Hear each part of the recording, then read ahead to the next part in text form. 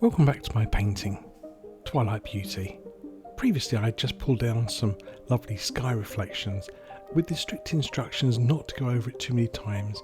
Pull from the edge to the centre and don't go over it too many times.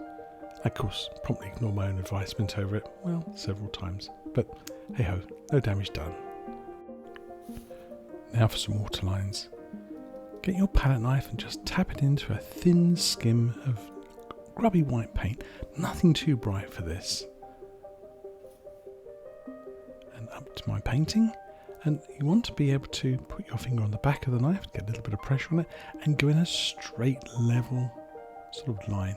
No ups and downs, it just looks wrong. Waterlines on flat calm water are always level. So here we go, a little bit of pressure, give it a nice rub, and if you need to go down and up, you go down and up in little steps. As you see, I'm going to go down, but always staying and rubbing in a level plane, so always following the horizon line. There we go. And now your water lines, well, they look quite natural.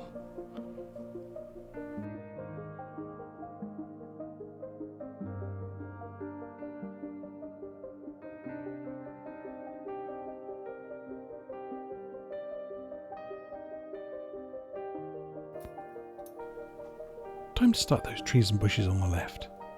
I need to do an underpainting. This is a dark, quite sticky and dry paint, and it's a mixture I'm going to make here of crimson and phthalo blue, which will make a lovely deep lavender colour.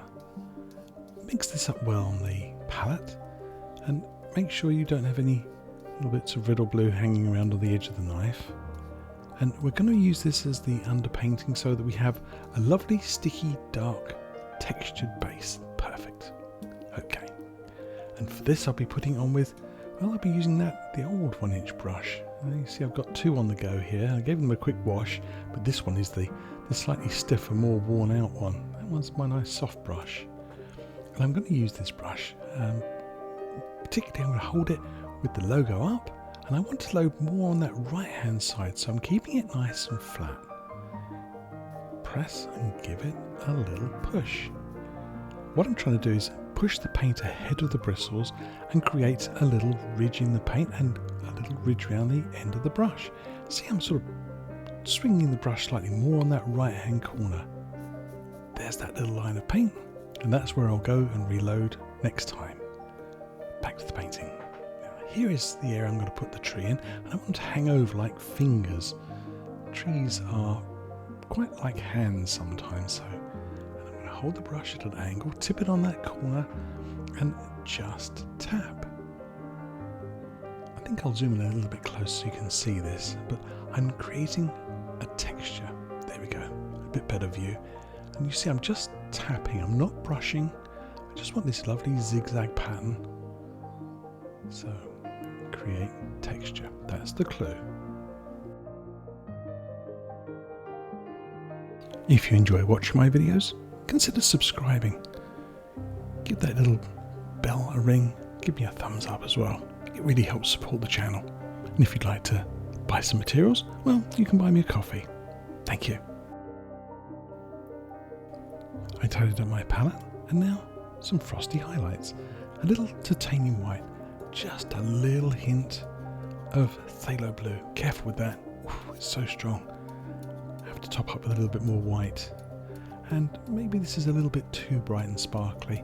I might take a little of my background tree colour, my little fir tree colour, just to grey this down slightly.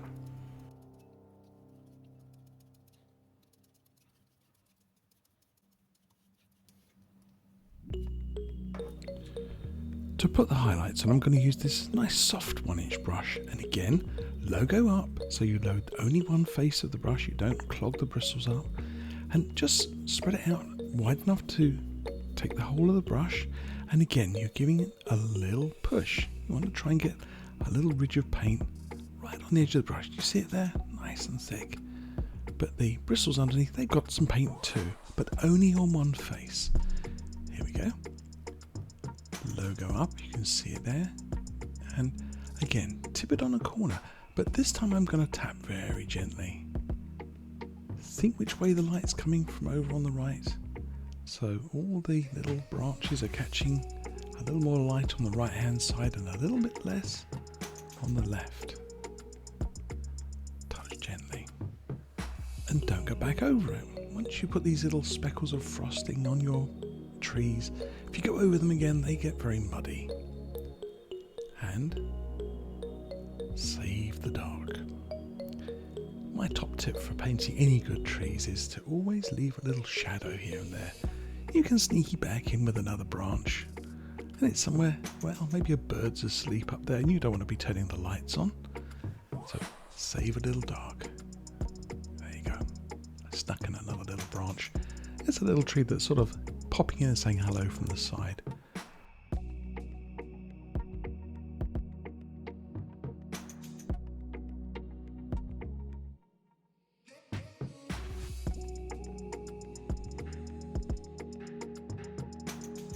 I'm going to use the small cut-off edge of my palette knife here to give me an idea where I want these big trees on the left. Now, there are going to be 3 trees in this area and there's not much space, so we have to get them in the right place.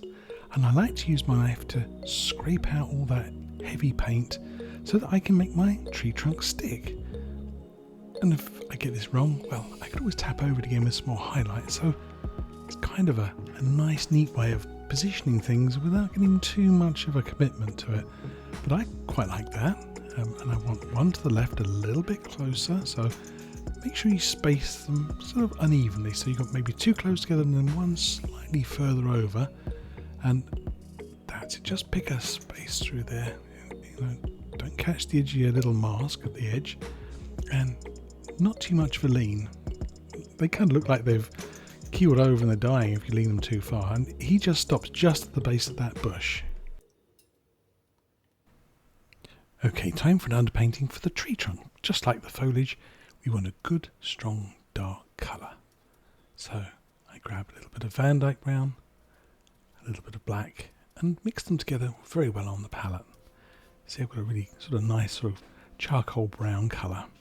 Wipe my knife and get myself a little roll of paint. Notice how I kind of slide up from the bottom here. I just pick up a nice sort of cocktail stick sized roll of paint. And I want to butter my tree trunks. I'm again creating texture. So I touch and I just pull it across the tree trunk. That's it, just pull across, and that lays down a nice texture of paint. That'll become important when we do the next layer of colour. I'll fill these ones in nice and quick, and then we'll get on to some highlights.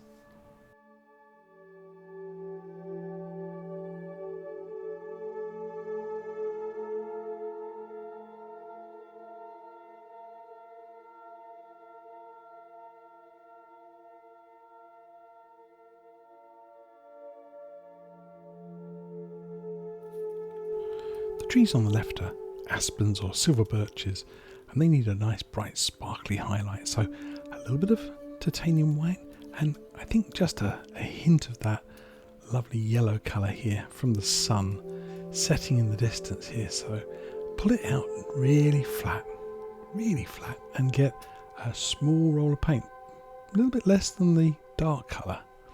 Here we go, and you want a nice gentle touch, and you're doing a curving stroke. So remember, these trees are rounded, so your tree wants to be rounded, and as I say, the brightest highlights are on the right, so that's where I'm going to start. Maybe, well, somewhere in the middle. Touch, and then a little stroke. And as soon as you start moving with the knife, you want to think about coming off, because you've only got less than half an inch to travel before you hit the bushes. So touch and go. And I let my paint run out a little bit at the base where it's more shadowy. So touch and go. And it doesn't matter if you get little steps in it here and there. Remember, trees are not always very smooth. Touch and go. Touch and go. There. Now I'm going to use the same highlight, but maybe I'll keep a little bit back. I'll save a bit. And this time I'm going to use some of the Van Dyke brown with some of that lovely creamy white colour. Maybe even, Yep, a little pink as well. Just throw some in here. And this is for my tree on the right. Now this is going to be a more sort of leafy sort of tree with a brown trunk. So spread it out nice and flat. Keep it marbly. A little roll of paint, just small. And then on this tree on the right, instead of going across the tree trunk, pulling over to the side like I did with the previous trees, I'm going to tap. And this is just a little, looks like a little chopping action here. I want to create sort of a much more sort of barky type feel that you would see on, say, an oak tree. And just by tapping into that dark colour, you create texture. There's a bit of a clue there, isn't there, with painting? Especially in oils, texture is very important.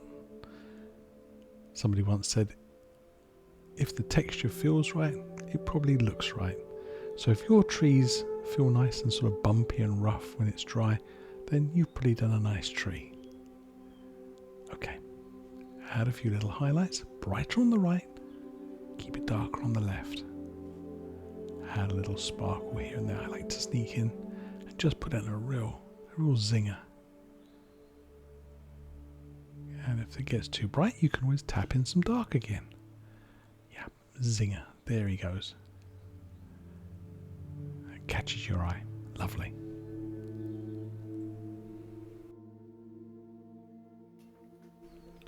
Now a little touch of that pale blue colour.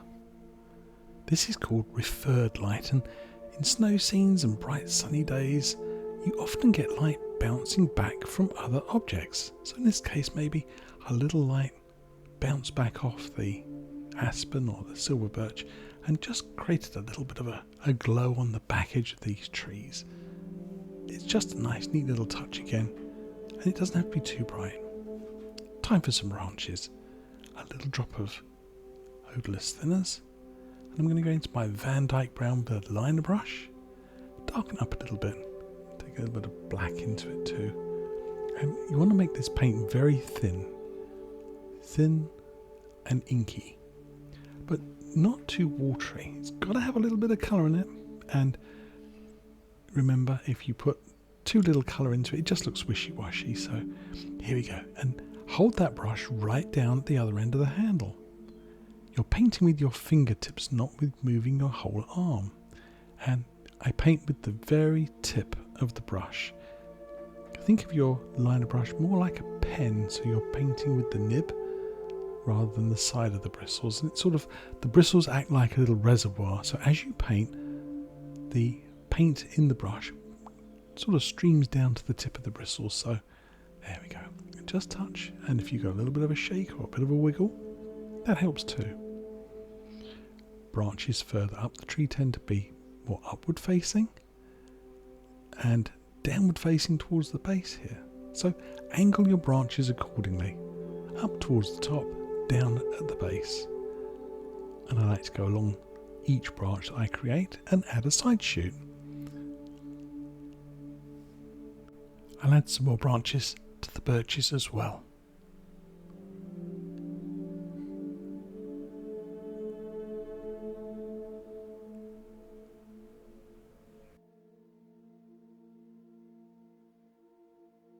Now where those trees go down into the bushes, they sort of end sort of rather suddenly, so I'm going to use a little bit of my highlight colour from the bushes here just to kind of cover up those little stumpy ends. Just a little touch of colour here and there. Keeps their little feet warm. There we go. Perfect. I'll add some more highlights to the rest of the bushes, going down to the base of the canvas here. And again, don't go back over them too many times. Just go in and touch gently and try and paint each little area of paint as one individual bush.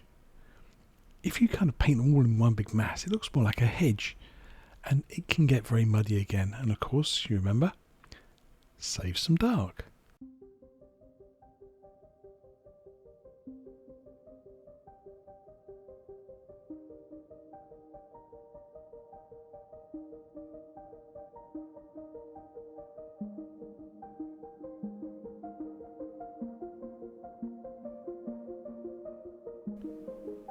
Time for some finishing touches. I had a few nice sticks and twigs here and there. Use my liner brush again with that Dyke brown, and and black mixture, just to add the odd piece here and there, just a little feature. And in some of the darker areas here, you can scratch in against that light paint, so you're actually scratching off the paint that you applied and revealing the black canvas underneath.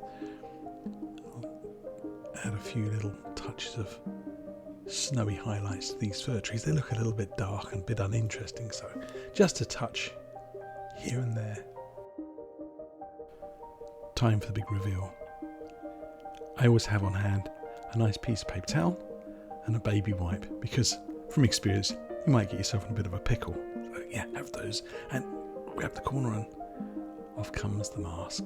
That's the first layer. Then I've got some masking tape just to give me a nice sharp edge, and just like that, Twilight Beauty is finished.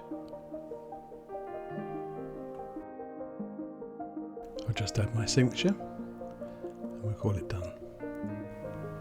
If you've enjoyed my painting and want to watch some of the other paintings, that would be really great. Every time you watch, it supports my channel and tells YouTube that I'm doing something that you like to watch. If you want to like and subscribe, give the little bell a ring. So from me and baby Henny, happy painting, people.